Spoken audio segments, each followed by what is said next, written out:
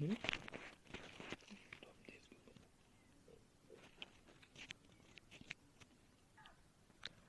Friends, फिर से नए टॉपिक में आपका स्वागत है। और आज हम लोग देखेंगे मध्य प्रदेश से कृषि और पशुपालन से संबंधित कुछ एमसीक्यूज देखेंगे जो कि मोस्ट इम्पोर्टेंट है।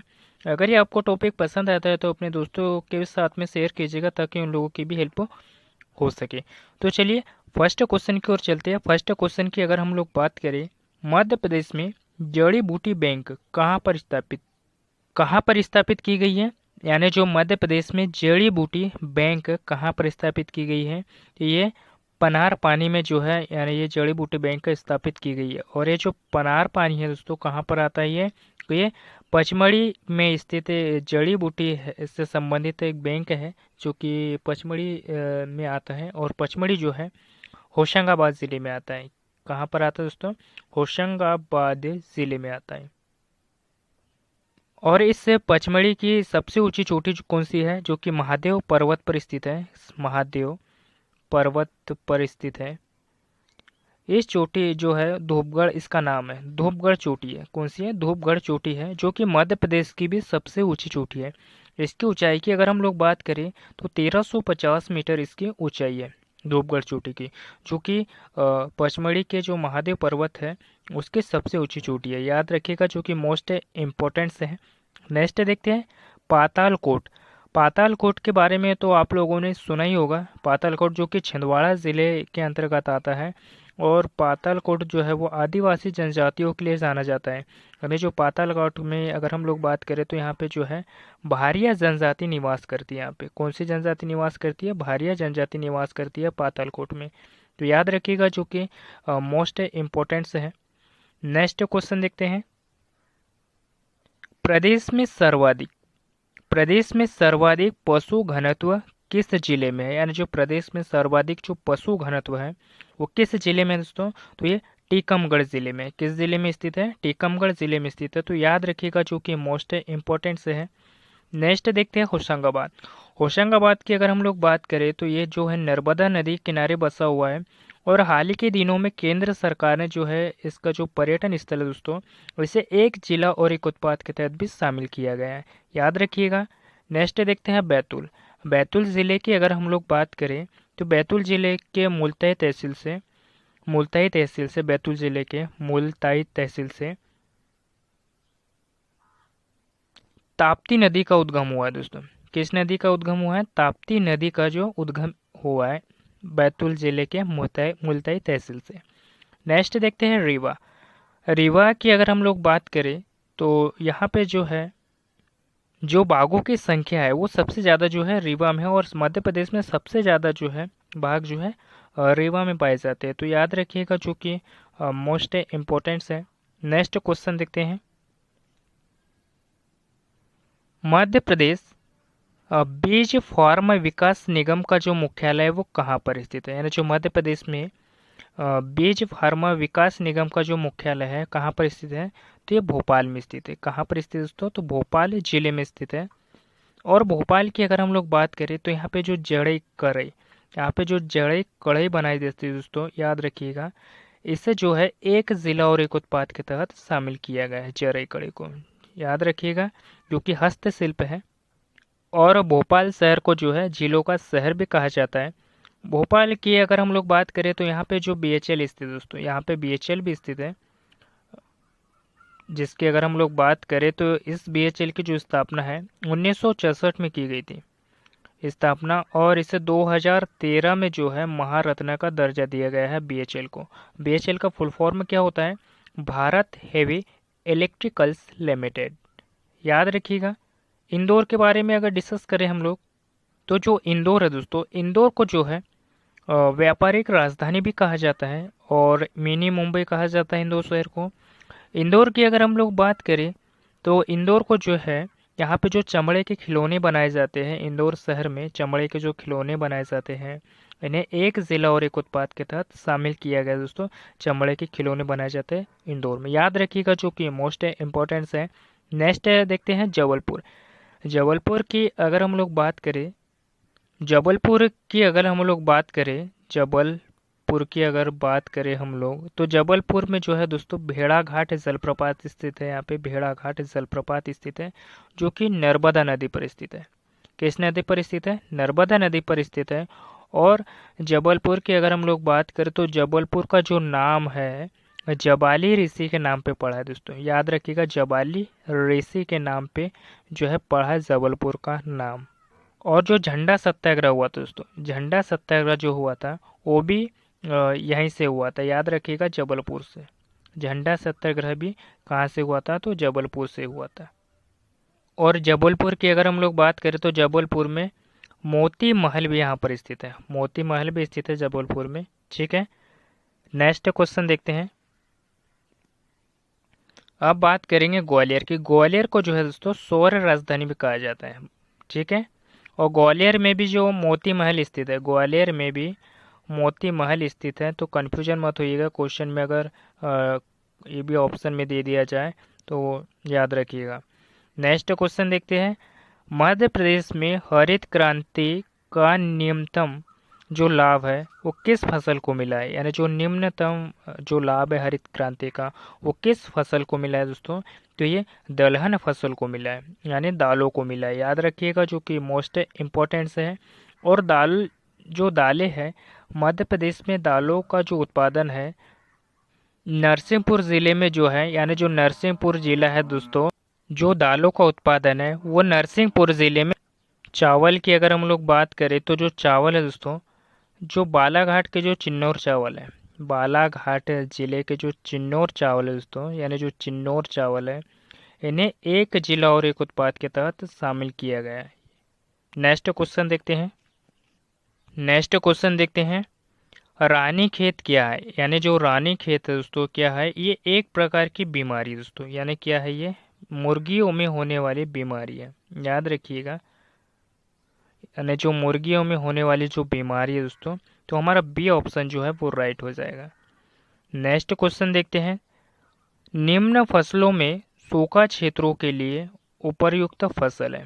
निम्न फसलों में जो सूखा क्षेत्रों के लिए जो है उपयुक्त फसल जो है वो कौन सी है दोस्तों? तो मेस्टा, याद रखिएगा।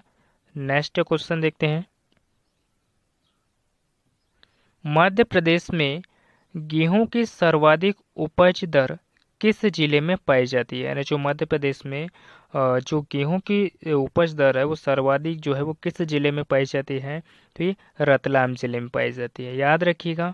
और छिंदवाड़ा ज़िले की अगर हम लोग बात करें तो यहाँ पे जो है छिंदवाड़ा ज़िले के जो पातालकोट नामक स्थान है दोस्तों, यहाँ पे जो पातालकोट नामक स्थान है, पातालकोट है, यहाँ पे भारिया जनजाति पाई जाती है। और मध्य प्रदेश के सबसे पिछड़े जनजातियों में से जनजाति दोस्तों भारिया जनजाति, याद रखिएगा। नेक्स्ट देखते हैं बालाघाट। बालाघाट ज़िले की अगर हम लोग बात करें दोस्तों, तो जो बालाघाट ज़िला है यहाँ पे जो भरवेली की जो खान है, यानी जो भरवेली की जो खान है, जो भरवेली की खान है यहाँ पे बालाघाट ज़िले में, यहाँ से जो है मैंगनीज का उत्पादन होता है। यहाँ से जो है मैंगनीज का उत्पादन होता है भरवेली की खान से। और मलाजखंड की खान से अगर पूछ लिया आपको, मलाजखंड की खदान जो है वो उससे क्या उत्पादन होता है, तो यहाँ से जो है तांबे का उत्पादन होता है। और ये दोनों खानें जो है बालाघाट ज़िले में आती है। और बालाघाट ज़िले के जो चिन्नौर चावल है, बालाघाट ज़िले के जो चिन्नौर चावल हैं, उन्हें एक ज़िला और एक उत्पाद के तहत शामिल किया गया है, जो कि मोस्ट इम्पोर्टेंट है, तो याद रखिएगा। नेक्स्ट क्वेश्चन देखते हैं। नेक्स्ट क्वेश्चन देखते हैं। मध्य प्रदेश में किस देश के सहयोग से महिला कृषकों के प्रशिक्षण की योजना है? यानी मध्य प्रदेश में किस देश के सहयोग से जो महिला कृषकों के प्रशिक्षण की योजना है दोस्तों, तो ये डेनमार्क की है, याद रखिएगा, जो कि मोस्ट इम्पोर्टेंट है। नेक्स्ट क्वेश्चन देखते हैं। केंद्र सरकार की थ्रस्ट योजना के तहत किन किन फसलों को 100% केंद्रीय सहायता दी जाती है? यानी केंद्र सरकार की जो थ्रस्ट योजना के तहत जो है दोस्तों किन किन फसल और फसलों को 100% केंद्रीय सहायता दी जाती है? तो चावल को, याद रखिएगा, मोस्ट इम्पोर्टेंट है। नेक्स्ट क्वेश्चन देखते हैं। नेक्स्ट क्वेश्चन की अगर हम लोग बात करें, मध्य प्रदेश में कृषि जोत का सर्वाधिक क्षेत्रफल किस जिले में है? यानी जो कृषि जोत का जो सर्वाधिक जो क्षेत्रफल है दोस्तों, वो किस जिले में है? तो ये हरदा जिले में, याद रखिएगा, जो कि मोस्ट इम्पोर्टेंट से है। नेक्स्ट क्वेश्चन देखते हैं। नेक्स्ट क्वेश्चन की अगर हम लोग बात करें, यानी मध्य प्रदेश में सर्वाधिक दुधारू गाय के रूप में जानी जाती है, यानी जो मध्य प्रदेश में सर्वाधिक दुधारू गाय के रूप में जो है वो कौन सी गाय जानी जाती है? तो ये निमाड़ी गाय जो है सबसे ज़्यादा दुधारी जो है दुधारू रूप, मतलब दुधारू गाय के रूप में जानी जाती है, याद रखिएगा, जो कि मोस्ट इम्पोर्टेंट है। नेक्स्ट क्वेश्चन देखते हैं। नीली क्रांति, नीली क्रांति किससे संबंधित है? यानी जो नीली क्रांति है ये किससे संबंधित है? तो ये मत्स्य से उत्पादन से संबंधित है दोस्तों, नीली क्रांति, याद रखिएगा, जो मोस्ट इम्पोर्टेंट है। नेक्स्ट क्वेश्चन देखते हैं। मध्य प्रदेश में मूंगफली का सर्वाधिक उत्पादन जिला कौन सा है? ना जो मध्य प्रदेश में जो मूंगफली है वो सर्वाधिक किस जिले में पाई जाती है? तो ये खरगोन में पाई जाती है, याद रखिएगा, जो कि मोस्ट इम्पोर्टेंट से है। नेक्स्ट क्वेश्चन देखते हैं। मध्य प्रदेश में प्रमुख कपास उत्पादन वाला क्षेत्र कौन सा है? जो मध्य प्रदेश में जो कपास उत्पादन जो क्षेत्र है कौन सा है? तो ये पश्चिमी मध्य प्रदेश है। पश्चिमी मध्य प्रदेश में जो है कपास उत्पादन में जो है यहाँ पे जो है कपास उत्पादन का क्षेत्र जो है पश्चिमी क्षेत्र कहा जाता है, याद रखिएगा। नेक्स्ट क्वेश्चन देखते हैं। राज्य में उन्नत बीजों का सर्वाधिक प्रयोग किस क्षेत्र में किया जाता है? यानी जो राज्य में उन्नत बीजों का जो सर्वाधिक प्रयोग है वो किस क्षेत्र में किया जाता है? तो ये चंबल घाटी में किया जाता है, याद रखिएगा, जो कि मोस्ट इम्पोर्टेंट से है।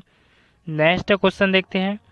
राज्य में बीज प्रमाणीकरण संस्था कब स्थापित की गई थी? यानी जो राज्य में बीज प्रमाणीकरण जो संस्था है ये 1980 में जो है वो स्थापित की गई थी, याद रखिएगा, जो कि मोस्ट इम्पोर्टेंट है। नेक्स्ट क्वेश्चन देखते हैं। राज्य में सर्वाधिक शुद्ध कृषि भूमि जो है वो किस जिले में है? राज्य में सर्वाधिक जो शुद्ध कृषि क्षेत्र जो है, यानी जो कृषि भूमि है, वो किस क्षेत्र में है? तो उज्जैन में है, उज्जैन में है, याद रखिएगा। और इन्हीं जो मालवा के क्षेत्रों में जो है सबसे ज़्यादा जो सोयाबीन का जो उत्पादन है दोस्तों इन क्षेत्रों में किया जाता है, याद रखिएगा, जो कि मोस्ट इम्पोर्टेंट है। और उज्जैन शहर में जो है महाकालेश्वर का मंदिर भी स्थित है, जो कि क्षिप्रा नदी के तट पर स्थित है। इंदौर ज़िले की अगर हम लोग बात करें तो इंदौर में जो है चमड़े के खिलौने बनाए जाते हैं, जिन्हें एक ज़िला और एक उत्पाद के तहत शामिल किया गया। होशंगाबाद की अगर हम लोग बात करें तो होशंगाबाद जो है वो नर्मदा नदी के किनारे स्थित है। जबलपुर की अगर हम लोग बात करें तो ये जबलपुर भी जो है नर्मदा नदी के किनारे स्थित है, और बेड़ाघाट जलप्रपात भी जो कि जबलपुर में स्थित है और नर्मदा नदी पर स्थित है। नेक्स्ट क्वेश्चन देखते हैं। राज्य में न्यूनतम शुद्ध कृषि भूमि जो है वो किस जिले में है? राज्य में न्यूनतम बोल रहा है दोस्तों, अगर सर्वाधिक आपसे पूछे तो उज्जैन है, और न्यूनतम आपसे पूछे तो आप क्या बताओगे? मंडला है, याद रखिएगा, कौन सी है? मंडला है, जो कि मोस्ट इम्पोर्टेंट है, याद रखिएगा। नेक्स्ट क्वेश्चन देखते हैं। मध्य प्रदेश में गेहूं का सर्वाधिक उत्पादन किस जिले में होता है? जो मध्य प्रदेश में गेहूं का जो उत्पादन है ये होशंगाबाद जिले में होता है, याद रखिएगा। नेक्स्ट क्वेश्चन देखते हैं। चावल का सर्वाधिक उत्पादन प्रदेश के किस जिले में होता है? यानी जो चावल का जो उत्पादन है प्रदेश के किस जिले में होता है? तो ये बालाघाट जिले में होता है। और बालाघाट जिले का जो चिन्नौर चावल है दोस्तों, यानी जो यहाँ का जो चिन्नौर चावल है, इसे जो है एक ज़िला और एक उत्पाद के तहत शामिल किया गया है, याद रखिएगा, जो कि मोस्ट इम्पोर्टेंट है। नेक्स्ट देखते हैं ग्वालियर।